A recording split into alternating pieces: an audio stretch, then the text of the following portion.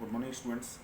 Last class में हम लोगों ने क्लास 9th हिस्ट्री का चैप्टर चल रहा था फ्रेंच रेवोल्यूशन, जिसके अंदर हम लोगों ने देखा था कि किस तरीके से जो मिडिल क्लास मर्ज हुई थी, कि वो थर्ड स्टेट्स के जो कुछ जो प्रॉस्पेरस लोग हो गए थे, उन्होंने कैसे वो लोग एजुकेटेड हुए और कैसे फिर वो वहाँ से एक मिडिल क्लास ग्रोइंग हुई, ठीक है ना।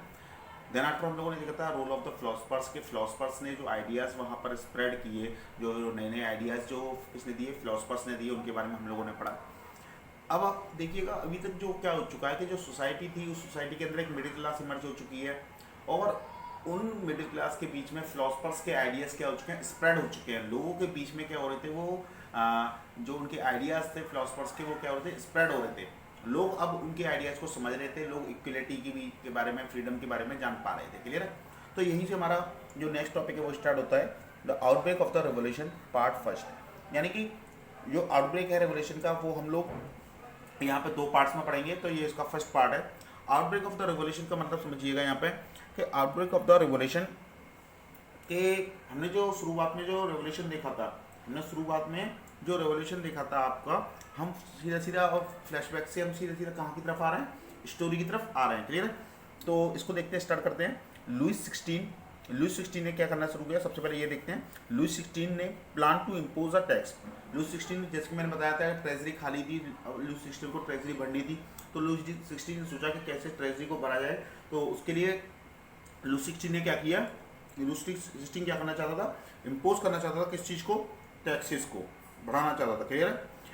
Plan to impose a tax can not be impose without a meeting. देखिएगा वहाँ पे एक मैकेनिज्म था कि जब भी कभी अगर गवर्नमेंट, अगर राजा क्या करना चाहता है कि टैक्स को बढ़ाना चाहता है, तो ऐसा नहीं है कि राजा अपनी मर्जी से टैक्सेस को बढ़ा सकता है। राजा को क्या करना पड़ेगा, टैक्सेस बढ़ाने के लिए तीनों स्टेट्स के रिप्रेजेंटेटिव की क्या बुलानी पड़ेगी, मीटिंग बुलानी पड़ेगी। क्लियर है। और फिर वहाँ को प्रपोजल पेश करना पड़ेगा, और जब वहाँ से वो प्रपोजल पास होगा तीनों स्टेट से, तभी राजा क्या कर सकता है, टैक्सेस को बढ़ा सकता है। ये बात समझ में आई। यानी कि एक मैकेनिज्म था कि राजा को टैक्सेस बढ़ाने से पहले एक मीटिंग लेनी पड़ती थी, किसकी, तीनों स्टेट्स की। क्लियर है।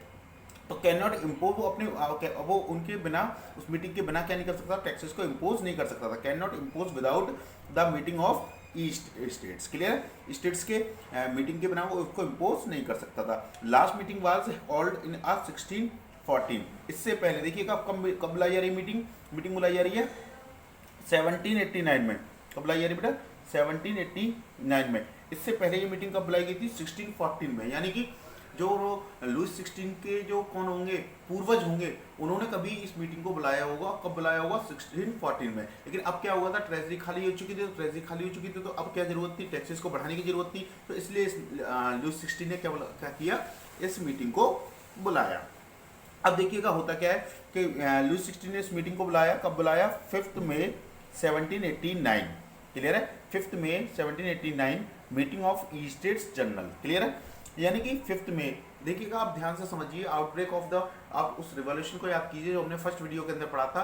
उसमें डेट क्या थी, 14 जुलाई 1789, और ये मीटिंग कब बुलाई जा रही है, 5 मई 1749। यानी कि लगभग हम लोग उसी चीज़ के आसपास आते जा रहे हैं, उसी डेट के आसपास आ रहे हैं, करीब मई जून जुलाई, यानी कि 2 महीने का गैप है। क्लियर है। अब देखते हैं इस मीटिंग में होता क्या है। इस मीटिंग में proposal for the new taxes, इसमें क्या होता है कि राजा क्या प्रपोजल देता है, राजा प्रपोज करता है, उन तीनों स्टेट्स के सामने अपने प्रपोजल को रखता है। और किस चीज़ के प्रपोजल को रखता है, कि वो क्या चाहता है, न्यू टैक्सेस लाना चाहता है। क्लियर है। अब देखिएगा उस मीटिंग के अंदर हुआ क्या, उस मीटिंग के अंदर कंडीशन क्या थी वो देखिएगा। तो 300 representative each from first states and second states, यानी कि 300 रिप्रेजेंटेटिव आए। 300 रिप्रेजेंटेटिव फर्स्ट स्टेट्स के थे और 300 रिप्रेजेंटेटिव किसके थे, सेकंड स्टेट। टोटल मिला के कितने फर्स्ट स्टेट और सेकंड स्टेट से कितने रिप्रेजेंटेटिव थे, 600। क्लियर है। 300 कहाँ से, फर्स्ट स्टेट से, और 300 ही कहाँ से, सेकंड स्टेट से। क्लियर है बेटा। इसके बाद 600 representative from third state. Third state से कितने रिप्रेजेंटेटिव आए थे, 600। क्योंकि देखिए थर्ड स्टेट्स की पॉपुलेशन ज़्यादा थी बेटा, तो पॉपुलेशन ज़्यादा होने की वजह से उनके रिप्रेजेंटेटिव भी ज़्यादा आए, और उनके रिप्रेजेंटेटिव कितने आए, 600 आए। क्लियर है। इसके अलावा और इसके अंदर भी देखिएगा जो थर्ड स्टेट्स के जो रिप्रेजेंटेटिव आए थे, ये जो 600 जो रिप्रेजेंटेटिव थे, इसमें ये जो थर्ड स्टेट्स के 600 रिप्रेजेंटेटिव थे, ये थर्ड स्टेट्स में से मेनली कौन से लोग थे जो थोड़े से एजुकेटेड और प्रॉस्पियस थे, यानी कि पुअर्स हो गए, थर्ड स्टेट्स के पुअर लोग हो गए, थर्ड स्टेट्स के पुअर प्रीजेंट्स हो गए, थर्ड स्टेट्स के वर्कर्स हो गए, थर्ड स्टेट्स की वुमेन्स हो गई, उन सबको पार्टिसिपेशन इस मीटिंग के अंदर नहीं मिला था। ध्यान रखिएगा, थर्ड स्टेट्स के भी कौन से लोग थे जो थोड़े से प्रॉस्पियस थे। क्लियर है? तो 600 ये लोग थे थर्ड स्टेट्स के, और 300 कहाँ के थे, फर्स्ट स्टेट के, और 300 सिक्स स्टेट के, यानी कि इन दोनों के मिलाकर कितने बन रहे थे, 600 बन रहे थे, और इसके अकेले के 600 बन रहे थे। इसके अलावा ये सारे लोग जब अंदर गए थे रिप्रेजेंटेटिव बनकर, तो ये 40,000 लेटर ले गए थे किनके, पुअर प्रेसिडेंट्स वगैरह के। क्लियर है? अब लेकिन वहां पे जो तरीका था, जो वोटिंग करने का तरीका था, वो क्या था, वो समझिएगा। But the voting had to be conducted on the principle that each state has one vote, यानी कि ऐसा नहीं था कि सारे रिप्रेजेंटेटिव को वोट करने, अगर सारे रिप्रेजेंटेटिव वोट करते तो 300 वोट, 300 वोटिंग इसकी होती, 300 वोटिंग इसकी होती, टोटल मिला के होती 600, और 600 इसकी अकेली, यानी कि दोनों की बराबर की वोटिंग हो जाती। लेकिन था क्या, जो तरीका था वोटिंग करने का, वो क्या था कि जो each states have a one vote, यानी कि जो हर एक वो ईच स्टेट था वो उसकी वन वोटिंग राइट्स था। क्लियर है? यानी कि एक इसका फर्स्ट स्टेट का और एक इसका सेकंड स्टेट्स का, तो ये हो कितने, 2, और इनका भी एक ही माना जाएगा। क्लियर है? कुल करना समझ में आया? स्टेट्स वाइज जो थी वोटिंग थी कि एक स्टेट्स की एक वोट माना जाएगा। क्लियर है? तो इसके हिसाब से फर्स्ट स्टेट्स का 1 हो गया, सेकंड स्टेट्स का 1 हो गया, तो इन दोनों को मिलाकर कितना हो गया, 2 हो गया। लेकिन जो थर्ड स्टेट्स के लोग थे उनको भी क्या माना जाएगा, 1, यानी कि अगर मैं पीपल वाइज देखूं, रिप्रेजेंटेटिव वाइज देखूं, तो ये इनके बराबर थे। लेकिन अगर वोटिंग के हिसाब से देखूं तो इनके 2 हो रहे थे और इनका 1 हो रहा था। क्लियर है? तो जिसकी वजह से इन्होंने क्या किया, अब उस समय पर देखिएगा, ये जो लोग थे जो रिप्रेजेंटेटिव बन के गए थे, ये काफ़ी ज़्यादा क्या थे, इंस्पायर्ड थे किसके आइडियाज से, रूसो के आइडियाज से। और रूसो का आइडियाज, रूसो ने अपनी बुक कौन सी लिखी थी, द सोशल कॉन्ट्रैक्ट, और रूसो ने अपनी सोशल कॉन्ट्रैक्ट जो बुक लिखी थी उसके अंदर मैंने आपको बताया था कि उन्होंने किसके बारे में बात की थी, उन्होंने वोटिंग राइट्स के बारे में बात की थी कि वोटिंग राइट्स जो होनी चाहिए वो किस तरीके से होने चाहिए। क्लियर? तो ये उनके आइडियाज से काफ़ी ज़्यादा कैसे थे, इंस्पायर्ड थे। तो इन्होंने क्या किया, इन लोगों ने राजा से कहा कि आप टैक्स का प्रपोजल हम लोग पहले बाद में देखेंगे, पहले हमें क्या मिलना चाहिए, हमें प्रपोजल मिलना चाहिए किस चीज़ का, इक्वल राइट्स का। हमें डिमांड, इन्होंने डिमांड की किस चीज़ की, demand for the equal voting. इन्होंने कहा कि हमें को क्या मिलना चाहिए, इक्वल वोटिंग की डिमांड इन्होंने की, हमें क्या मिलना चाहिए, इक्वल क्या मिलना चाहिए, राइट्स मिलने चाहिए। तो अब इन्होंने देखिएगा, इन्होंने प्रपोजल को बाद में, उन्होंने कहा कि न्यू टैक्स के प्रपोजल को हम लोग बाद में देंगे, पहले हम आप हमारे प्रपोजल को कंप्लीट करें। और हमारा क्या क्या प्रपोजल है कि हमें इक्वल वोटिंग राइट्स मिलने चाहिए। क्लियर है? तो राजा ने इसको क्या कर दिया, रिजेक्ट कर दिया। किंग रिजेक्टेड द प्रपोजल, राजा ने क्या कर दिया, मना कर दिया कि ऐसा कोई तरीका नहीं है वोटिंग राइट्स का। वोटिंग राइट्स का जो तरीका पहले से चलता रहा वही राइट्स, वही तरीका क्या होगा, फॉलो होगा। जैसे ही राजा ने इस चीज़ को, प्रपोजल को क्या किया, रिजेक्ट किया, इन लोगों ने क्या कर दिया, इन लोगों ने उस ई स्टेट्स की मीटिंग को क्या कर दिया, बाइकआउट कर दिया। बाइकआउट करने के बाद में ये सारे लोग कहाँ पहुँचे, एक टेनिस ग्राउंड था वहाँ पे ये पहुँच गए थे, इंडोर टेनिस ग्राउंड था। ये सारे लोग निकलकर वहाँ पहुँच गए और वहाँ इन्होंने क्या बात कही कि formation of the national assembly, और वहाँ पे जाके इन्होंने क्या बना लिया, एक ग्रुप बना लिया जिसका नाम था फॉर्मेशन ऑफ नेशनल असेंबली।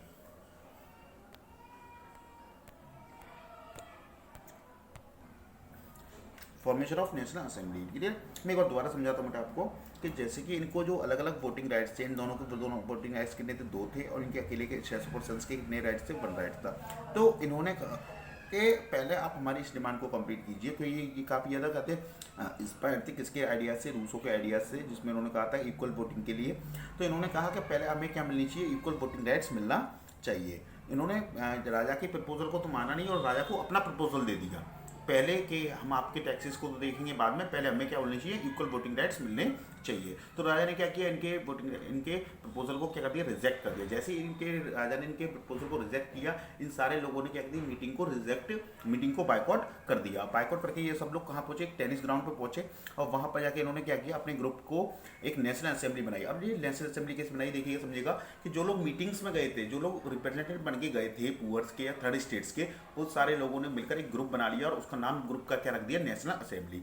और इन्होंने वहाँ पर एक कसम खाई, कि हम इस टेनिस ग्राउंड को कब तक छोड़ के नहीं जाएंगे, जब तक हम क्या नहीं बना लेंगे, ड्राफ्टिंग अ न्यू कॉन्स्टिट्यूशन। हम जब तक हम क्या फ्रांस के लिए क्या नया कॉन्स्टिट्यूशन नहीं बना लेंगे। यानी कि इन लोगों का मानना ये था कि हम लोग क्या करेंगे, एक नया कॉन्स्टिट्यूशन बनाएंगे और फिर राजा से कहेंगे कि आप इस कॉन्स्टिट्यूशन के अनुसार वर्क करें। यानी कि हम लोग क्या करेंगे, हम लोग उस कॉन्स्टिट्यूशन के अकॉर्डिंग राजा की जो पावर्स है उनको मिनिमाइज कर देंगे। क्लियर है? ऐसा इन्होंने सोचा कि drafting a new constitution. Clear है? अब इस कॉन्स्टिट्यूशन को बनाने में और इनमें दो लोगों का बहुत ज़्यादा रोल रहता है, एक मीराबेयू और एक अब्बे सैयस। अब्बे सैयस और मीराबेयू के बारे में मैं आपको बताता हूँ। जो मीराबेयू थे ये एक नोबिलिटी, एक नोबल फैमिली से बिलोंग करते थे। यानी कि नोबल फैमिली से बिलोंग कर रहे हैं, इट्स मीन्स ये किस स्टेट से बिलोंग कर रहे हैं, फर्स्ट स्टेट से। क्लियर है? ये फर्स्ट स्टेट से बिलोंग करते थे, यानी कि नोबल फैमिली से बिलोंग करते थे, लेकिन फिर भी इन्होंने सपोर्ट किया किसको, थर्ड स्टेट्स को।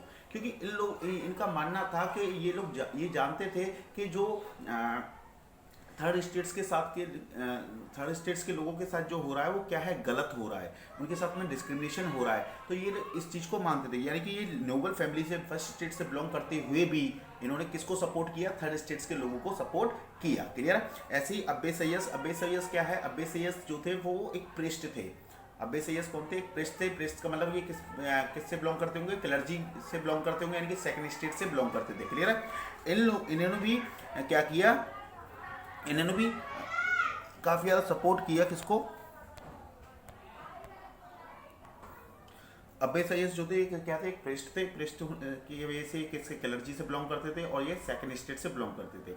इन्होंने भी काफ़ी अधिक मात्रा में सपोर्ट किया किसको, थर्ड स्टेट्स के लोगों को। क्लियर है? इन्होंने एक पैम्पलेट्स लिखी, एक पैम्पलेट छापी इन्होंने, और उस पैम्पलेट्स का नाम था what is third states. What is third states, इस पैम्पलेट के अंदर इन्होंने छापा कि थर्ड स्टेट्स की जो है उनके साथ में कैसे डिस्क्रिमिनेशन हो रहा है, उनके साथ कैसी परेशानियों को उन्हें सामना करना पड़ रहा है, इन सारी चीज़ों के बारे में उन्होंने थर्ड स्टेट्स के लोगों के बारे में छापा था। और साथ में ये भी लिखा था कि क्यों उनको वोटिंग राइट्स मिलने चाहिए, वो भी उस पैम्पलेट के अंदर इन्होंने छापा था। तो कई बार ये क्वेश्चन ये पूछ लेता, अब्बे सैयद ने जो पैम्पलेट लिखी उसका नाम क्या था, तो उसका नाम क्या था, what is third states. Clear है?